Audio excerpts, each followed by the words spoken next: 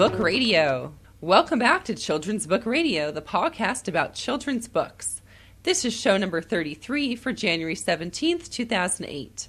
My name is Sabrina Weissler, and I'm the host for this podcast. I am an avid reader of books for all ages and the parent of twins named Logan and Madison, who are learning to trace their names in their preschool class. I would like to welcome you to Children's Book Radio if you're a new listener. Our subscriber base continues to grow with parents, teachers, students, and many other people who love children's books. Also, thanks to all of our listeners for telling their friends about the excellent books we discuss on childrensbookradio.com. Please keep it up. If you have any comments, book recommendations, or just want to say hi, please send an email or an MP3 to be included in the podcast to sabrina@teachtopia.com. I encourage you to go right now to childrensbookradio.com. It is here that you'll be able to get a list of all of the books we discussed, order them if you'd like, and also find out how to subscribe to the podcast. Our website has an archive of all past shows for you to play right from your browser or to download to the device of your choice. If you're interested in advertising on our website or want to sponsor a show or shows, please write to sales@teachtopia.com and mention Children's Book Radio. As always, a special thanks to Mark Leonard for providing the Teachtopia Network theme song for our podcasts. Remember, if you are a teacher or parent, make teachtopia.com your start page to always ensure a safe search engine.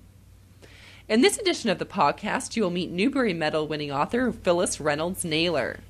Naylor is perhaps best known for her Newbery Award-winning book Shiloh, about a boy who saves a dog from a cruel owner in West Virginia. But Naylor's work expands mightily past this to include mysteries, books for adults, and a series of books about Alice McKinley.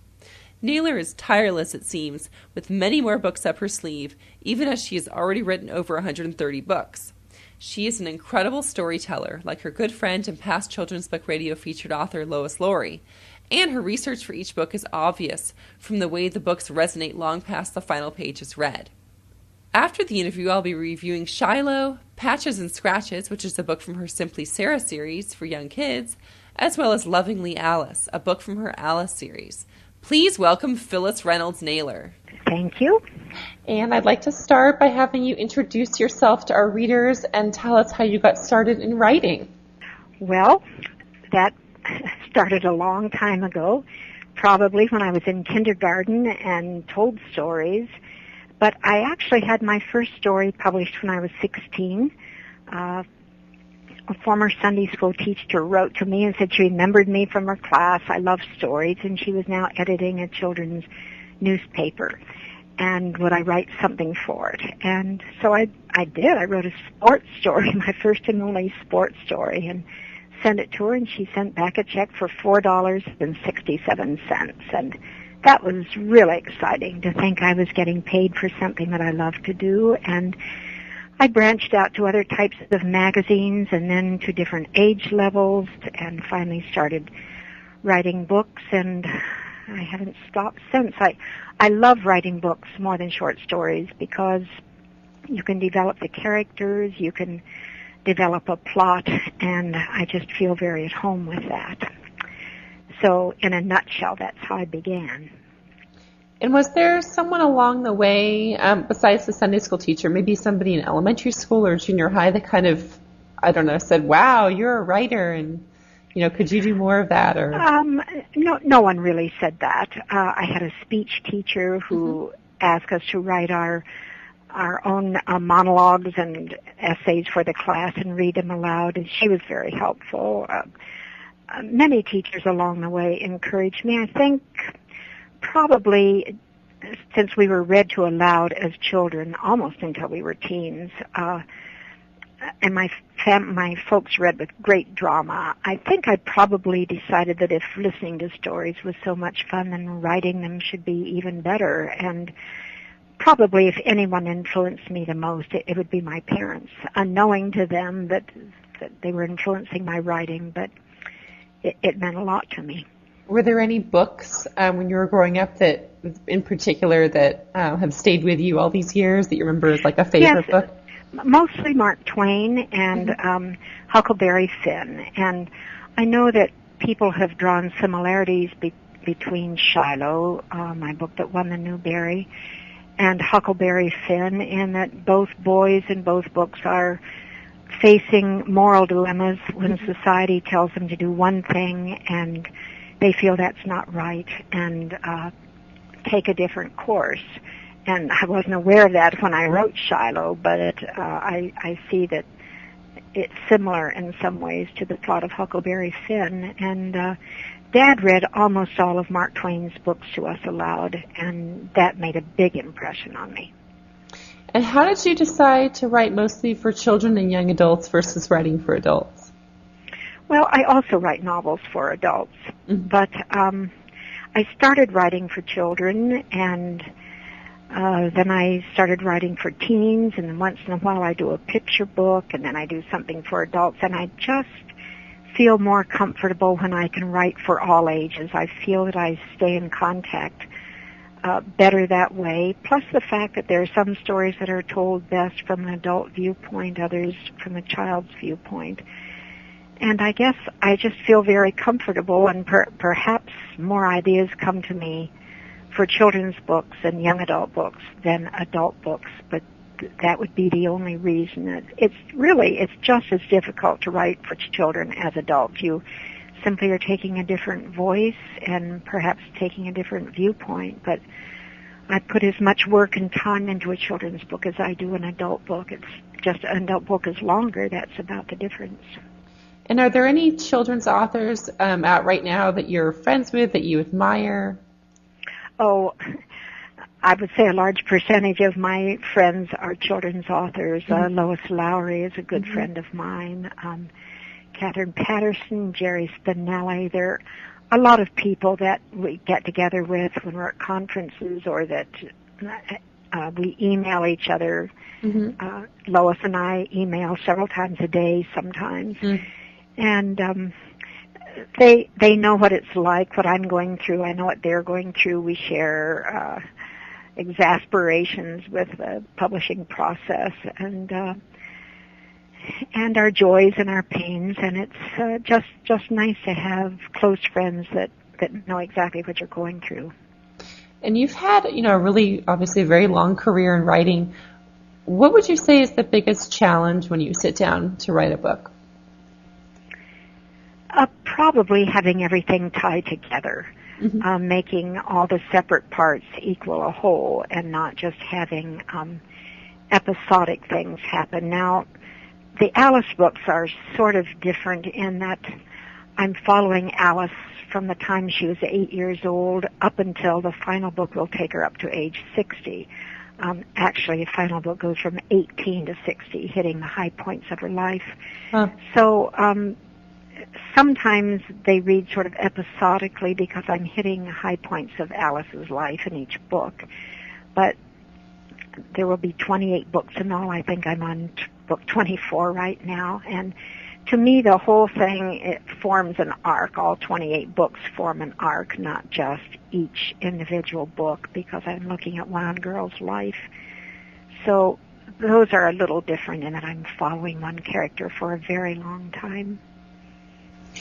And what about, was there ever a time when you wanted to stop writing that you got frustrated? Has there ever been any kind of blips in your career? That I really wanted to stop writing, no. There have been times when the writing simply goes flat, and I just haven't got it. I haven't got hold of the plot yet. And I think a teenage novel I wrote called Ice, I think I did that, rewrote it 18 times. Oh my gosh. And it was just, the editor finally said, I think maybe there are 2 books here, not just one, but I did make it work with one book, but I hope never to have to go through that again. And it was, I think one of the problems was I started with the ending. I knew the final scene, but I didn't know the character. I didn't know how she got herself in that fix. I didn't know what had happened previously, and I hope that never happens again. It's so much easier just to think of the situation that characters find themselves in at the beginning of the book and work it through, like Marty Preston in Shiloh finding the abused dog, and then see what happens with him and work that work that out. But ICE didn't happen that way. And my latest adult novel that came out a few years ago, called After, took me 19 years to write. Now, I wasn't writing the whole time, of course. I was working on it and putting it aside, but the first 2 chapters went so easily, and no matter what I did, the third chapter never seemed to be as good to me as the first 2, so I just kept going back and back and back, and that's frustrating. It's terribly frustrating. But the best thing to do is just put it aside for a while and work on something else and come back with a different perspective on it, perhaps. And I read that you write everything out longhand in journals. Is this true? Yes. Not in journals. No, I write on loose leaf paper on a clipboard. And yes, I write everything twice. I guess I've just strengthened that hand, or it seems easier to me to write in longhand. It's really sort of a shorthand. I mean, if I didn't immediately rewrite it the next day, I probably wouldn't be able to read it. It's like the first 3 or 4 letters of every word or something. And but it just seems to me that completely rewriting it and then completely rewriting it as you type it on the word processor makes you think of every word. If you start out on the word processor, then once it's on the page, it looks so good. And since you don't have to rewrite it, you can just correct a phrase here and there or a paragraph. You're never called upon to rewrite that exact word. And when you are called upon to do that because you're writing longhand, it makes you think of each word and think, now is that really the best word, or would that sound better if I took this off? But once it's on the page and you don't have to retype it, I think there's a temptation not to think about it, and I guess that's what worries me. But others I know other writers do so much better just starting with the computer, so there isn't any right way, and that's something I think probably all writers will tell you. And who reads your manuscripts after you've written? When I get it really as good as I possibly can, then I print it out, and my husband reads it, criticizes it, makes suggestions. I do it all over again, read it a chapter at a time to a small critique group that I've been meeting with for, I think it's about 26 or 27 years now. Wow. And we're all published authors, and you know, we're good at criticizing. We're very good at criticizing. And they make suggestions. I do it all over again, and I send it to the editor, and of course they make suggestions, and I revise and revise till both my editor and I are happy. And then it goes to the printer, finally. Wow. And, you know, we've been talking about your series books, including the Alice books, and, you know, you have a lot of other series. Can you tell us what drew you to writing series books in the first place? What got me started writing series books? It's something I'm sort of getting out of right now because there are just so many single books that I want to write, but I can't even remember my first series. I don't know if Alice didn't start out as a series book. It started out just as a single book. I wanted to write about a girl with a motherless girl who's looking for a role model, and people reacted so well to it. Reviewers said fans will await her next adventure, and I thought, what? And so I decided to make it a series providing Alice could grow and get slightly older, because I thought I would just get sick of it if it was like a sitcom where she stays the same age and has the same problems. So the editor agreed, and that's how Alice began. Shiloh, of course, was only supposed to be one book, and I promised myself I would never write a sequel to it. But then I got so many letters from kids just raging at the villain, at Judd Travers, and they wanted me to have his truck fall off a cliff and burst into flame, and Marty's father buy a gun and shoot him through the eye, the brain, the ear, the heart, and I just didn't want to leave him with such rage, and so I wrote the second book, Shiloh's Season, to bring out more of his character and what had made him the way he was. But then, when I wrote the second book, I realized that Marty still faced the problem of Judd finding Shiloh in the woods or wandering around sometime and killing him, taking his rage, his own personal rage, out on the dog. And so I had to write the third book, Saving Shiloh, because I knew there was only one thing that Judd could ever do to convince Marty that he would never hurt his dog, and that's what happens in the third book. So that's how that began. And then one editor asked me to start a mystery series, and that's how the Bernie Magruder books began. And another publisher asked me to write a series for children, and I said I would if I could think of a universal theme, but I wasn't really excited about it. And then I was speaking in the school gym, or waiting for the kids to come in to give a presentation, and they were making a lot of noise as they came in, which didn't bother me at all, but it bothered one of the teachers. And I heard him yell, "If you don't quiet down, I'm going to seat you, boy, girl, boy, girl." Instantly there was a hush all over the gym, and I thought, that's it. That's my universal theme, antagonism between boys and girls at this age. So I started the we just call it the Boys versus Girls books. The first one is The Boys Start the War. The next one is The Girls Get Even, and so on. And there are 12 in that series. So there are probably some more series I haven't talked about, but that's how I got into those. But right now I'm sort of working my way out of them because there are just so many single books that I'm excited about that I want to do. Okay. And can we talk a little bit about the Alice series? It's been controversial at times. It's even made the ALA list of most challenged books. Can you tell us a little bit about, the Alice series, about why it's been challenged?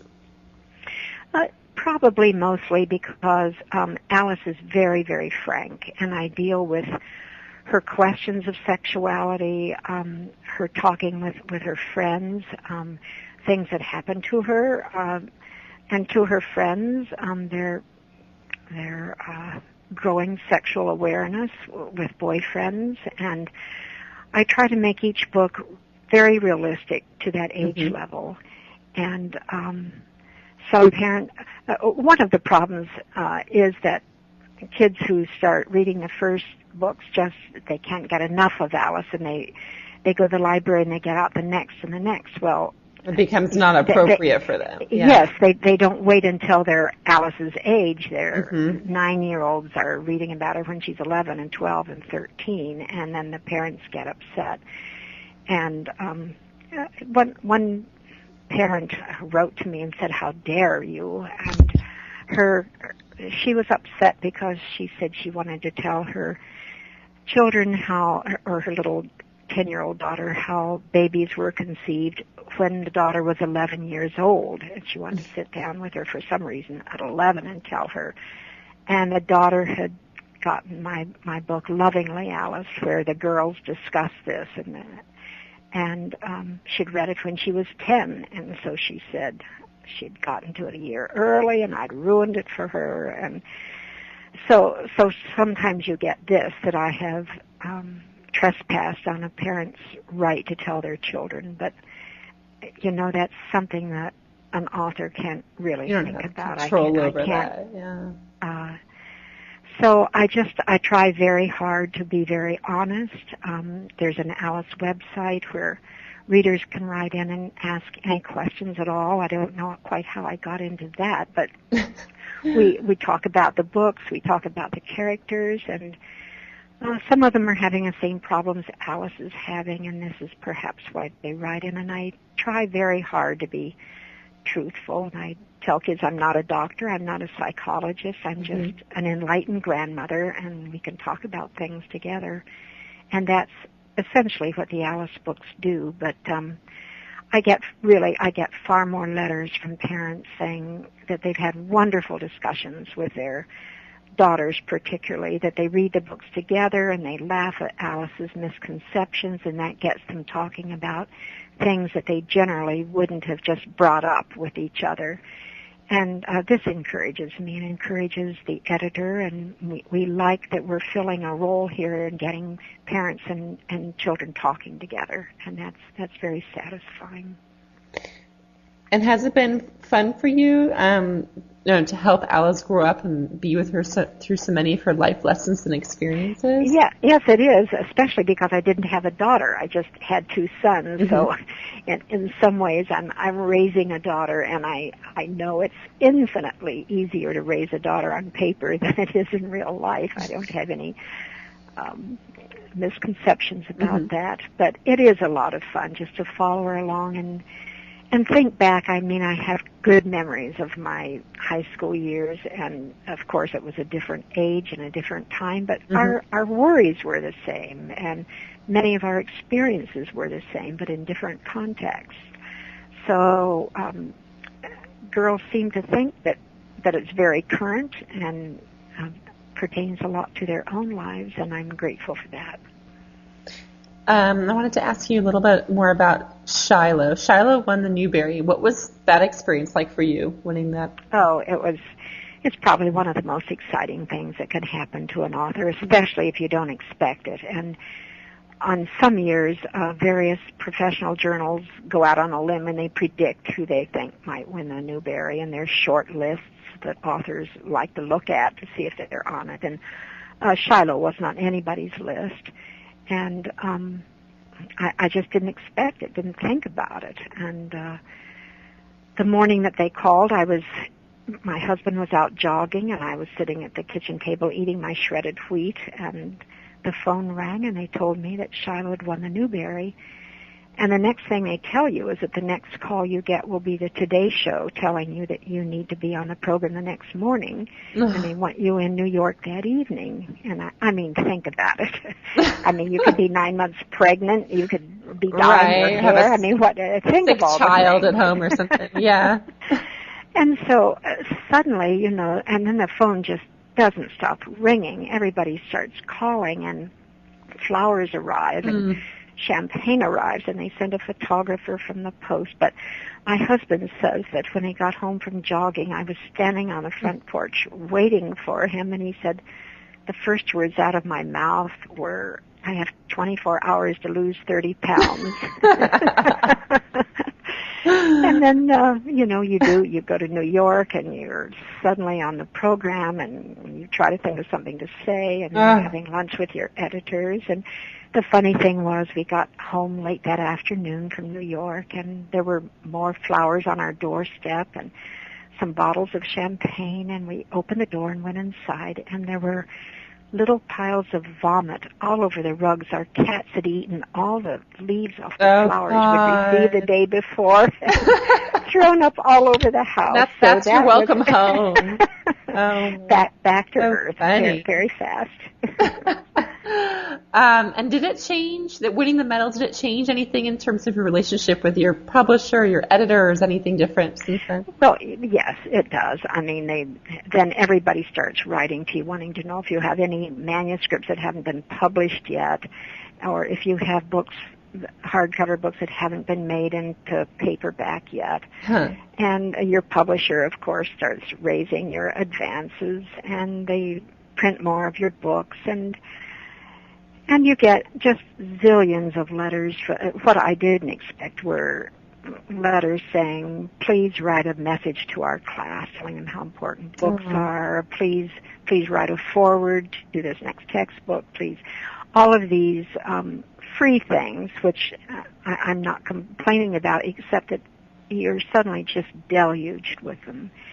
And of course, your speaking engagement, your offers to speak go up. So you just have so much to do at once, plus your family, plus all the things you were doing before the right, a lot of distractions from the writing. Yeah. Right, and it's both a heady and just a nerve-wracking time, and you learn to be very firm and say no to things that just are too frivolous and time-consuming, and try to rearrange the priorities in your life and go on, knowing that the next book is going to be just, you're starting all over from scratch with the next one. Just because you won the Newbery doesn't mean that everything is going to come easy to you, and every time you try something new, it's a whole new ballgame. And can you tell us a little bit more about your experience meeting your readers? Do you still do school visits? I do some. I don't do a lot, but I probably have more contact on the website with kids who write to me. But I do like to go to schools and libraries because I still need that contact with kids. I need to see them up close and hear what they're talking about and listen on conversations and laugh with them and joke with them. And of course I have 4 grandchildren, age 1 and 4 and 12 and 16. So this sort of keeps me grounded. And I get a lot of help from my granddaughters. I write to them, email them, or call them a lot and ask them questions about classes they have or the new styles or just anything at all. You seem like very current, like you know about how girls, especially like in the Alice books, how girls communicate with each other, the things they're talking about. Like I was reading Alice in the Know, and that obviously the online questions that she gets from her friend about the sex or whatever. So you seem to really be aware of what's going on right now. So you get that. A lot of that. From your granddaughters? Comes from my granddaughters, plus my editors. Plus, I have a woman who works for me as a secretary, and her 2 kids just graduated from high school, so she can tell me anything I want to know about proms and SATs, and so I just have a lot of people that I call on for information when I need it, and of course the copy editor and the publicity people at the publishers, they're all younger than I am, so they trip me up all the time when I say something wrong and help me correct it. So I have a lot of people helping keep things current. And I know that you're always working on several books at once, and you probably have a few different books coming out next year. Could you preview a couple of them for us? Yes, there's another Alice book coming out next year called Almost Alice, and I like that one very much. I have... and how old is she in that book? She's 16. Okay. So she's 16. And, there are 3 books for every year of Alice's life. So, okay, so Alice in the Know, Dangerously Alice, and then the newest one. And Almost Alice, yes. And then next fall is a book called Cricket Man, and that's something very different. It's written from a 13-year-old boy's point of view and his relationship with a 16-year-old girl. And I love doing that book, and the publisher seems to love the book too, so I'm looking forward to that being published. There's another Simply Sarah book coming out next year called Eating Empanadas. Okay. And then in 2009, there's a book about I believe she's 12 years old, a daughter in a coal mine family in Kentucky. And her relationship with a girl from a wealthy family in Lexington, Kentucky. And that was an interesting book to write. I go back and forth between one girl's point of view and the other. And I like doing that. So those are the next 4 books coming out, and then I have some others that I'm eager to get to. But sounds good. Well, thank you so much for the interview today. It was wonderful hearing hearing about everything, and thank you. And I look forward to we'll keep in touch, and I'll let you know when the podcast will be available for you to listen to. All right, that'll be fun. Okay, Thanks so much. Thank you, Phyllis. Okay, bye. Right. Bye-bye. Thank you, Phyllis. Patches and Scratches is part of the Simply Sarah series that features Sarah Simpson, a young girl living with her family on the 4th floor of an apartment building in Chicago. Sarah wants to be anything but ordinary, and in particular, likes to be the idea girl, one who can solve other people's problems. The illustrations in this book, drawn by Marcy Ramsey, are warm and expressive, literally drawing us into this sweet, fun-loving girl's life. The reader follows along as Sarah tries to solve her good friend and neighbor Peter's problem of wanting a dog but not having one due to his grandmother's reluctance to take on the responsibility. Sarah and her friends Peter, Leon, and Mercedes, along with Sarah's brother Riley, are all lovable characters that work together, trying to convince first Granny Bell and then the super Mr. Gertie to allow Peter to have a dog. Instead, Peter winds up with a cat, Patches, but it's in the telling and not the outcome that the reader will giggle, grin, and above all relate to a tale of a kid wanting to have a pet. Shiloh starts out with the reader meeting 11-year-old Marty Peterson, who lives in a wooded part of West Virginia with his father, mother, and 2 younger sisters. What kid doesn't want a dog, and Marty is no exception. Except times are tough, and any extra money the Peterson family has goes to support an ailing grandmother. Marty's luck, if it could be called that, starts to change when he comes across a beagle who has wandered away from his owner's home. But this is no typical owner. Judd Travers is a cranky hunter who lives alone and doesn't have a kind word to say to too many people in town. Marty quickly realizes that Judd mistreats his dogs, and thus the crux of the story is revealed. Does Marty return the dog, knowing how abusive Judd can be, or does he hide it? Well, you can probably guess that this boy isn't about to give up his dream. And when he goes head-to-head with Judd, Naylor's careful building of tension is let loose, and no reader can resist from the emotional resolution the two make. It's like Naylor is an 11-year-old boy, with all of the spunk and craftiness and stubborn character that comes with it. The reader questions why a society will let people hunt for fun and why it's legal to mistreat dogs, but more than anything, we learn to care for Marty and even for Judd in a way, as we see how his loneliness and addiction to alcohol have created a broken man. A quick and powerful read, Naylor years later came out with 2 more Shiloh books, creating a trilogy. Alice McKinley is a lovable, sassy, and sensible girl who often gets into embarrassing situations. Naylor has created a long-running series based on Alice's ups and downs as she navigates her way through adolescence along with her friends and family to guide her. The prequels show us Alice as a 3rd, 4th, and 5th grader, and the rest of the series currently brings us through her junior year in high school. In Lovingly Alice, which follows Alice's 5th grade year, she goes through a struggle to stand up for a friend who is being teased and ignored because she is overweight. She also loses her pet cat, Oatmeal, which is devastating enough for her to question God's intentions. Naylor brings us many issues in this book, including where babies come from, but she does it in a straightforward way. Alice doesn't shy away from what is tough in life, but learns to push on, which is a valuable lesson for readers. The Alice series has been praised for showing how real girls think and feel. Thanks again, Phyllis, and I also want to thank all of you for listening to Children's Book Radio. Please email me at sabrina@teachtopia.com with any suggestions about the podcast or book recommendations. I'll be back soon with another edition of this podcast. Bye for now.